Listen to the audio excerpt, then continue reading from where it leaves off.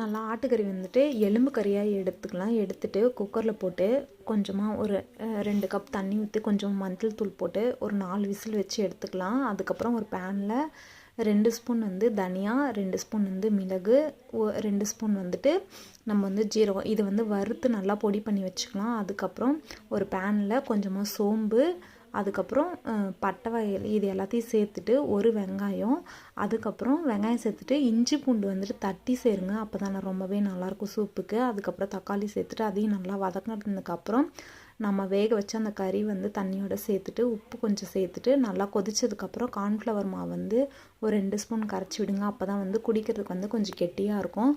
அதுக்கப்புறம் நம்ம அரைச்சி வச்ச அந்த மிளகுத்தூள் வந்துட்டு இது கூடவே சேர்த்து நம்ம வந்து நல்லா கொதிக்க வச்சு இறக்குனாலே நல்லா சூப் வந்து ரெடி ஆகிடும். இதுக்கு வந்து கடைசி வந்து கொஞ்சோண்டு கொத்தமல்லி தழை போட்டு இறக்க வேண்டியதான். அவ்வளோதான் ஃப்ரெண்ட்ஸ். இது வந்து இட்லிக்கெலாம் சர்வ் பண்ணால் ரொம்ப சூப்பராக இருக்கும்.